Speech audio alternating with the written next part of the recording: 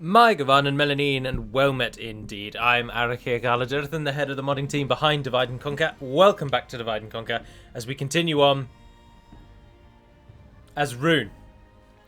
We are in the aftermath of our grand victory, a great success, great success against the dwarves.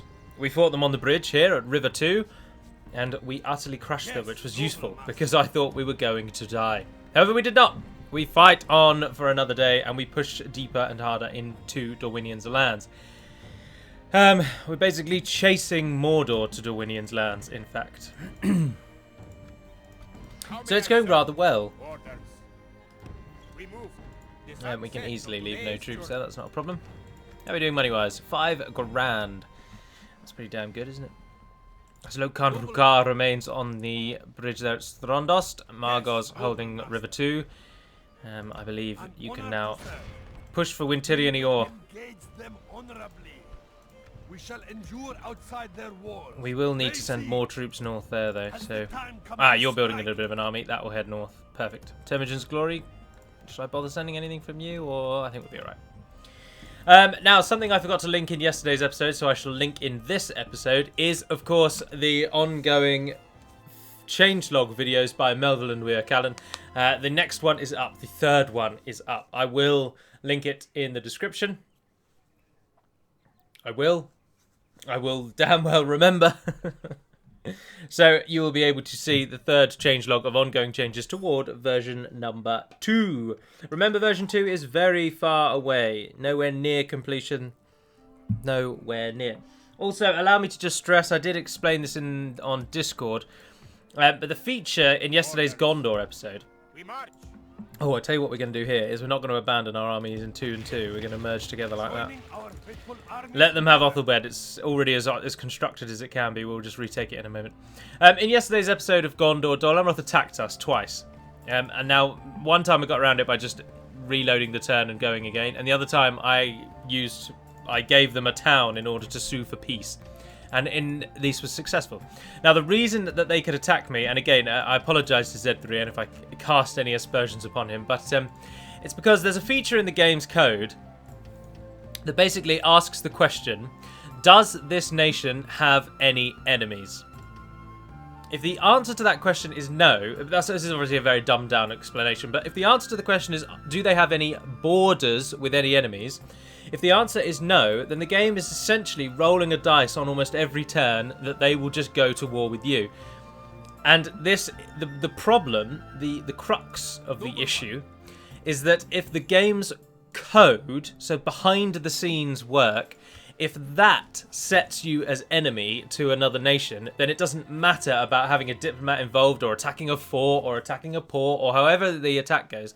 So essentially what's happening is behind the scenes, unbeknownst to you, the game has set you to enemies without either of you having to do anything. It has made you enemies. Therefore, on the next turn, Dol Amroth is basically given a green light to then attack me. That is why it happened.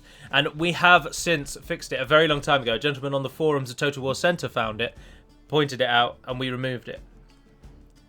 Because I'm all for Total War. I really am all for going like elves versus elves, dwarves versus dwarves, Sauron killing everyone, Gondor attacking Dol Amroth. I'm for all of that. Oh, Jesus Christ. Dorwinian seems to be really throwing everything at this one. I really am all for that kind of style of gameplay. Some people aren't, but I am all for it. I want you to have the opportunity, if you want to backstab anyone, you can. And you do have that opportunity. You have the opportunity with a diplomat. And that's the crux of the issue. This isn't like an Age of Empires diplomacy game where you just suddenly attack an enemy. This is a game mode where it should be physically impossible. And the game has even told you that it is physically impossible for your ally to attack you. So with all of that information in hand, you obviously come at the battle. You come at the campaign thinking, I'm not going to be attacked from, say, Dol Amroth. They can't get me. And then out of nowhere, they suddenly attack you. It's the kind of thing that does make you want to end the campaign because you literally cannot defend against it. Because, as I say, everything in the game has been telling you that they cannot do that. They will not attack you. And then, lo and behold, they do. So... that's why everyone dislikes it, and I understand your dislike, and I agree with it. So Our foe brings more men to the battle. that has since been addressed. So you can obviously still attack anyone you want to attack. You just have to send a diplomat first, which is how it should be.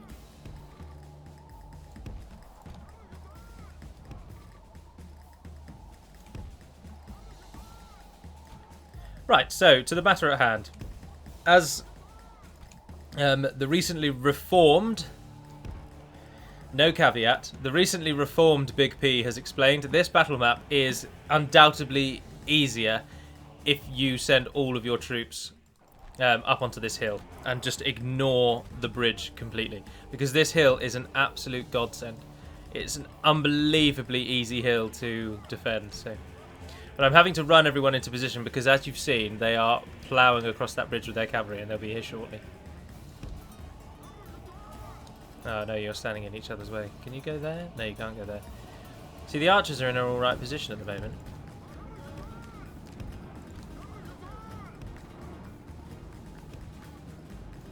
I can't even line them up there. Look at that. That's bad. 35 of you. You can surely come down here. Yeah, there you go. Get yourselves down there. Locus eye on rim. Just sort of come down the hill. Some Dragon Guard up there, not doing out. Oh, I can get you to go there. Yeah, go on then. So the problem is that second... Oh, how about getting you guys to go there instead, actually? Can I do that? Go on! Go on! Yes! So the Dragon Guard up there. New plan. Knights, new plan. The one who kills the ogre will be named as champion. Everyone can fire at will.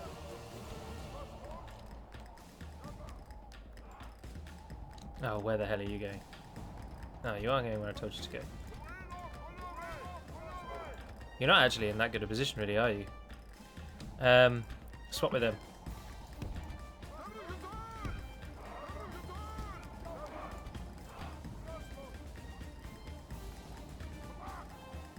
There we are. Ah, they're sending their own crossbowmen in.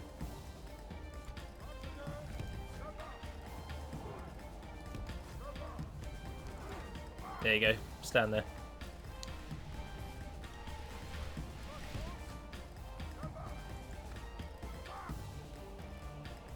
There we are.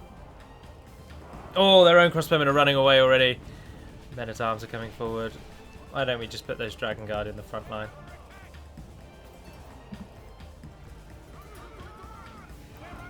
More units running away straight away. What's the stats? 21% of the enemy has already died. Oh wow, this hill really is OP, isn't it? Those crossbowmen I anticipate will get good shots. They have a real shooting gallery. No one else really has. See, those archers are alright for the far away guys, but if they come close, then they're just not going to hit anything.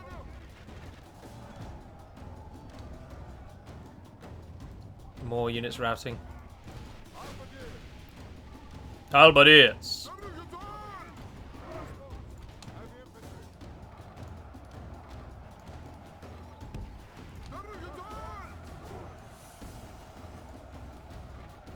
I can't do anything with these crossbowmen. It's outrageously annoying. Ah, curse them.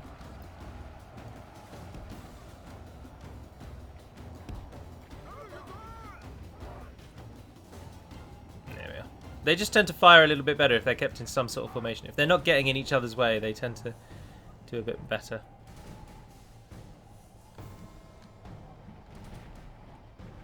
Right, now they attacked us, of course, so they have no choice but to come up this hill. And there's no way we're going to go down there and actually get them. So if they're just going to walk away, then we'll stalemate in 4.5 minutes. I'm enjoying this Rhûn campaign, actually. Much more than I thought I would. Although this bridge battle really is an absolute godsend. Not only do you have the bridge if you want to just do a standard bridge battle, but this little hill section here is the ultimate holdout. Like, this is the prime location for a castle.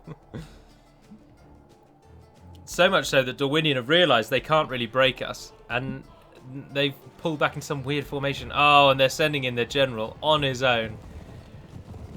Crossbows. Crossbowman.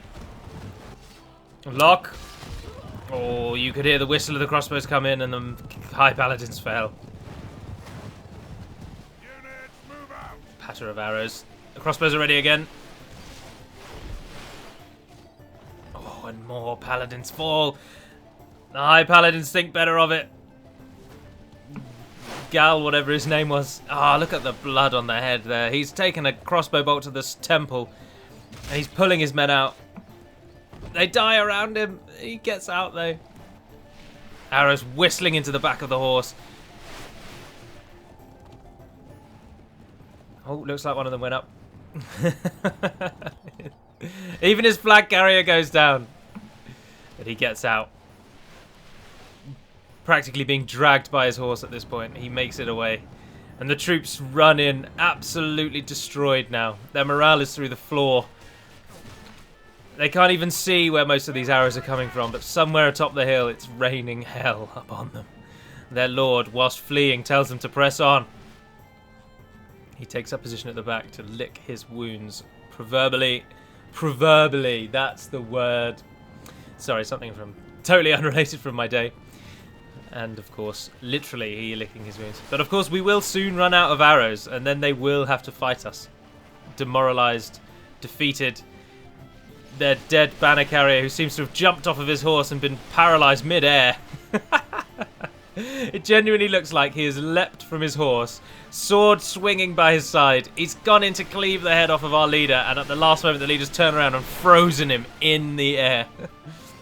And now he's left as a marker to Dorwinion that we have their banner. Graphic bugs and all. Oh, it's got blood on it. Oh, yes, of course. A nice little feature of Med 2. Something that you may not know. Oh, it's actually just disappeared. But the banner actually technically counts as part of the person. So even though it looks like he's holding a flag, what he's actually holding is part of himself. It's considered part of the model. Which is why, as you can see, he's been peppered with a few arrows and there's a bit of blood on his flag. And the same was true of the Dorwinion gentleman. And as you can see, this one has no blood because he's yet to receive any damage. But this is one of the few opportunities where pikemen really shine. So if you're using, not pikemen, if you're using crossbowmen and you feel that they're a little useless, because let's be honest, they are. In the time that all of the other archers have finished firing, almost both crossbowmen are pretty much only at half or a quarter shot. Long after the rest of the archers fire. So they fire so much slower. So it makes you think a little like, oh, how am I going to actually get these shots? And of course, this is one of the few places where they do shine. Crossbowmen are useless in melee, normally worse than archers at the same tier. Normally, anyway, that's the general rule. And but they are so effective at range because of every crossbow is armor piercing. Now, I mean, that is always an argument in itself. There are, of course, many arguments to suggest that actually bodkin arrows, for example, fired by a longbow or just a reasonably large bow, have a more damaging armor piercing effect. But that's each to their own. It's just a game mechanic. It allows you to separate crossbowmen off, because otherwise crossbowmen, as you can see, take away their armor piercing, and what you've actually got here is the game's worst range unit. They are way too slow to merit the cost that they require if they didn't have armor piercing. Oh, he's finally led by example, and he's charged into our line and somehow taken 5 men down. Jesus. But the DaTW warriors, clad in their green garb, turn to face. And with their double swords. Oh, this man's eyeing him up. He turns to flee. He's had too much again. Shame our crossbows aren't ready at this exact moment, because they could just finish him. What are we on now? 50% of the enemy has died, and we still have some ranged units left. They just do not know how to get up this hill. They've got their own crossbowmen somewhere, but they wasted them, didn't they? They just ran them straight at us. Ah, he may also not actually be their leader. This guy over here might be the actual leader. The enemy's general lies dead. Ah, he finally died. Their doom upon them. I don't know where. I can't see his body, but he's down there somewhere. Gangleren. Just makes me think of Gangrene. What an unfortunate name. The enemy general dead. Their army's demoralized. Move up the reinforcements. We will begin plans to rush down the hill and end this. So crossbows fire off their last few rounds.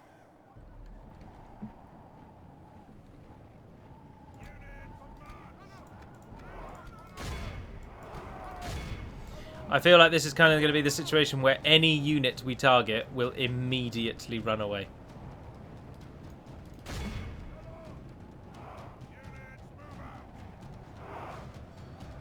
Oh, and the High Paladins. The unit that makes it to them first to the Scion Rim. How unfortunate is that? Four fights with horns made of clay. We are winning the battle.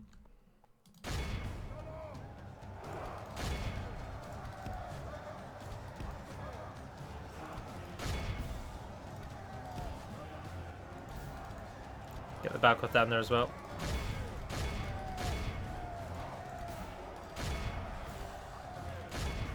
It would not be long, as I say. Everything just starts running away. Enemy are badly bloodied. They have lost half their men. How are we only down to 58%? Oh, Jesus, they've actually got quite a lot back there.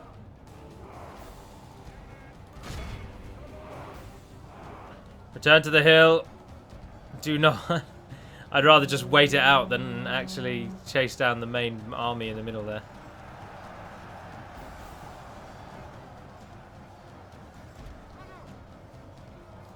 We chase down that final general. Whoever he was, the secondary in command. He's gonna die soon, surely. Victory is well within our grasp. Oh, those vineyard levies. Lies dead. Our enemy flees before us like a herd of goats. Widukind has fallen. Drive them from the battle. We need a cavalry unit. It's bloody annoying.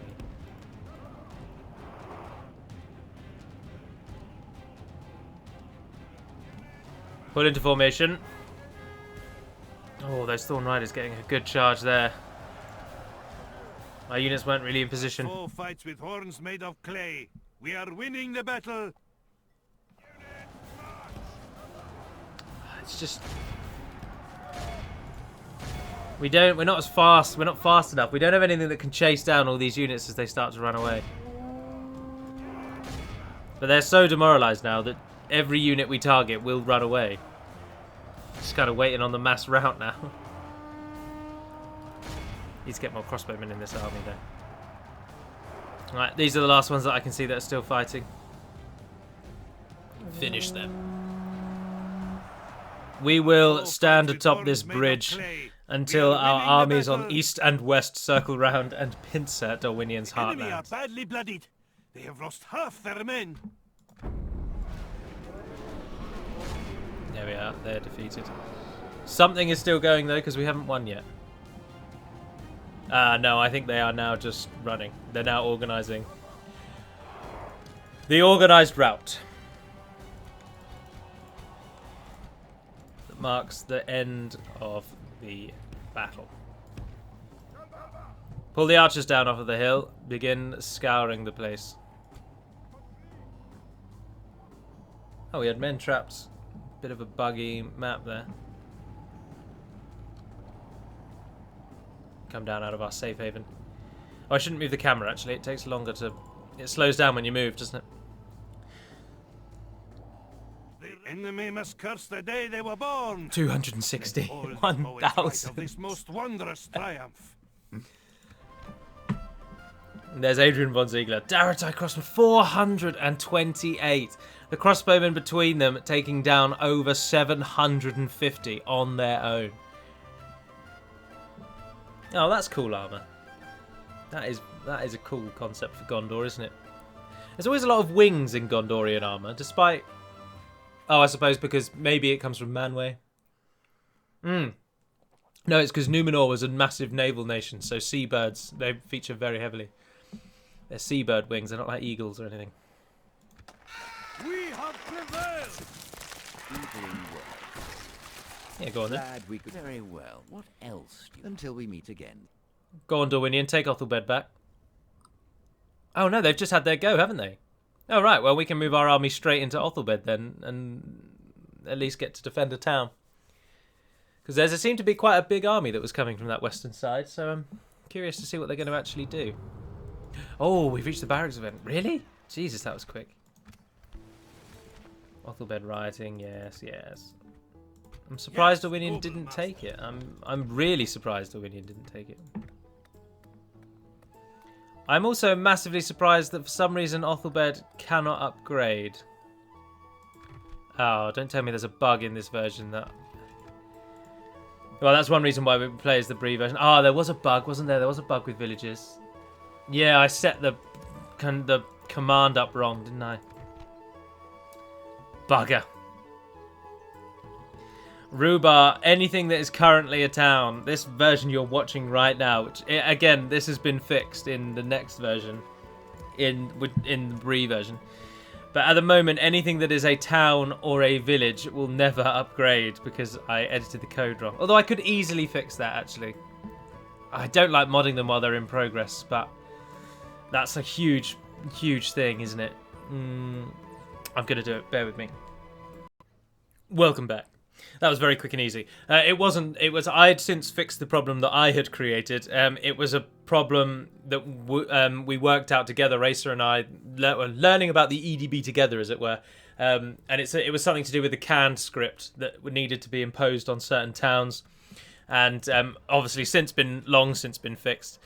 But in this version, it was the bug was still present, so that is why Othelbed looked like it could never upgrade, and indeed why these. So I fixed that. So here we now have to test whether or not I've just negatively impacted on our turn times, because obviously I tried to not touch these files for these at all, learning from my past mistakes. I'm going to get a general down here to ride this army north, but I think we've got enough money to support a secondary sort of support army, so I'm going to prepare for that. I would quite like one of you guys to go and build us some towers. Find out. Oh, they went back. That's the Dorwinian faction leader. Ah, no wonder it looked like it was such a strong army. That's Howin himself. I wonder as well if Rukar's kind of getting to the stage where he's good enough to head out and take Coruscant on his own. No, hold just a little bit longer, just a touch longer. Of course, once Dorwinian falls, we then begin preparations for attacking our Overlord. Now, you should find in this version, I can't remember actually. Ah, that's a pain. I cannot remember myself. I'm pretty sure that this is late enough in version 2. No, I think it is. That Sauron can be defeated in this version by killing his towns rather than his army, rather than the ring. Pretty sure that's possible in this version. So, Winter in Eor is going to fall in the next turn. That will have at least enough of an ish garrison. We won't train anything else, so what you're training now will be the final. Although skirmishers are always good against dwarves. And then from Temujin's Glory, they're all coming. So here we go. Stopwatch out. Have I negatively impacted this game? 3. No, I don't think so. I don't think so. That was going quickly. Oh, Dorwinian, sod off. Like I'm going to attack you with that one, General. We have prevailed! Victory! No, I have not slowed down the turns by the looks of things. If the turns are slow, it takes about a minute to do the whole lot. And if the turns are not slow, yeah, it takes about 20-ish seconds. Although this is ever so slightly... Is it ever so slightly slower this way, or is it faster this way? I can't remember. Because this isn't... This build, if you're interested, is not actually in the standard Steam location. It's set up outside of the Steam path entirely. It's in its own little build structure. And... oh, we can get more of them. Oh, yeah, go on, chuck one more on. So, I'm not sure if that speeds it up that it doesn't have to go through Steam, or if it slows it down that it doesn't have to go through Steam. I've not really done enough testing. We are making quite a substantial amount of money, in fact. So, if we can... Someone said that Strondos needs mines because it's really wealthy. So, that's what we're going to get on the next turn. Cabazar's Triumph, you can build... Oh, we could get a Master Masons. I'm not really sure we need that, though. Roads are always handy. So if you go for roads, and then on the next turn, Strondos will get the gold. We can probably get one more building. Mataram, do you have anything useful? No, not really. None of those are really worth it. You're quite far away. Othelbed's upgrading already. Interior Nior is building a castle. I've gone straight for it. And Rhubar is building that port. Oh, yeah, of course. Don't sit in the castle, though. Very bad idea. We won't really need the cavalry. Stand on the bridge. Oh, come on. Why do you hate me so much? 55%. You really hate me. Keep... No, I need... Look, the army is all archers. Jesus. I'll rip off your head and no, I think we will go in the castle.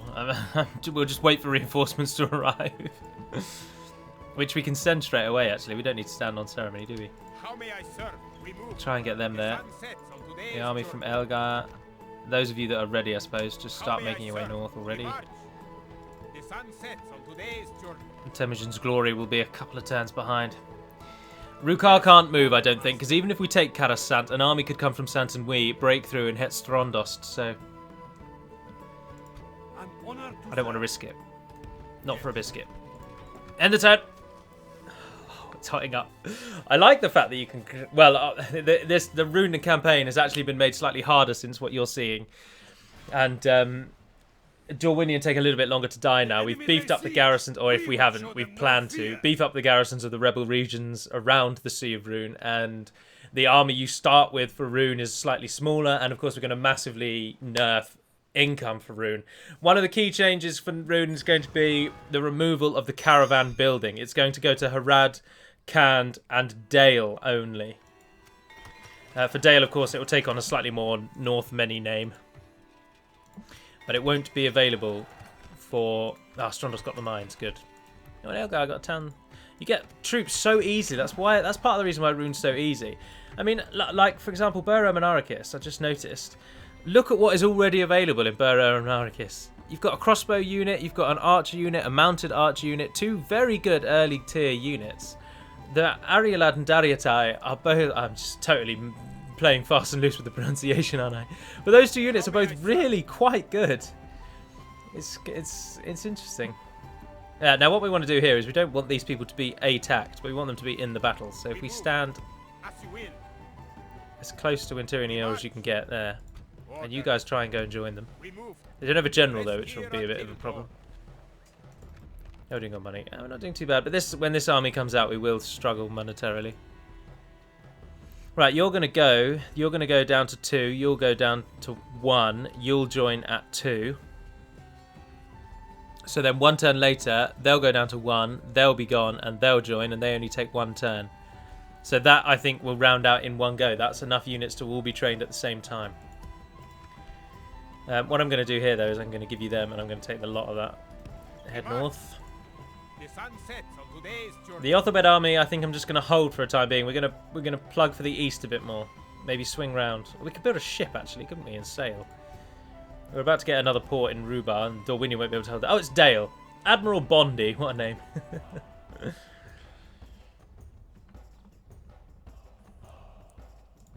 I don't want to attack Howin. I'm so tempted to toggle Fog of War and see what Mordor are really up to, because it's really interesting to me at the moment. Right, let's get... I like this new Spearman unit, Hummingbird. They're a really good addition. A really good addition. I like them a lot. I'm going to get some of them in Arrakis so that we can take those two north. Well, we should run someone back to get them, actually. There's a lot of bribery on the knocking around at the moment. We don't want to fall foul, so... Nothing will escape you here. Something else that's in the works, courtesy of El Monstero, and something's been asked for by various peoples over the over our time here. Some of the more well-built or well-founded nations are going to get pre-built watchtowers. These will only be nations that have a history of uniformity. I don't have time to do this battle, I'm afraid. This is going to have to be where we save today. Videgild's army, which will, of course, just be slaughtered on top of this hill. We've added even more troops to our army. More crossbows, another archer, and another defender. But that is going to have to be where we save today. which is a shame because I think it might be slightly under 30 minutes, about 29. But I will just finish saying, so nations that have a long history of being pre-built or being unified, unified is the right word. They will have infrastructure, and to reflect that, we're going to cover their starting regions with watchtowers.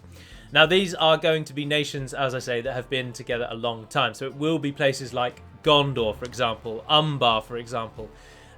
These, like Gondor in the time of the War of the Ring has been a continuous nation for about 3,000 years. I mean, really wrap your head around that for a moment. I mean, even taking my nation as an example, England, let's just look at England itself. England has been a single unified nation since King Athelstan in, I think it's 866, 800 and something. I could be totally off. I probably am. I'm always bad with dates. But Athelstan was the first king of a unified England. And that was 1,200 odd years ago, give or take. So, and Gondor had, by the time of the War of the Ring, has been a nation for 3,000 years. If you include Numenor before that as well, 6,000 years. Like, this is a really old country. So of course they'd have watchtowers, they'd have a spy network. So we're rolling kind of that kind of thing out. But anyway, that is where today's episode is going to end. I do hope you've enjoyed it. Tomorrow will be something different because I've just changed my thought thread as I was speaking then. Tomorrow will be something. It should be the Reforged video, but I still haven't installed it. And I haven't spoken with anyone about when we're going to record it. So it might be another Age of Empires. Hopefully not a Diplomacy this time. And then the day after that will be Gondor's final episode. I just want one battle where I can stick it to canned, and then I will be happy. So whatever happens, Sunday will be Gondor's last episode, and Bree will start next week. So that is where we are at. But for now, and until we speak again, dear friends, Navar Naden Pedamad Melonin, and farewell.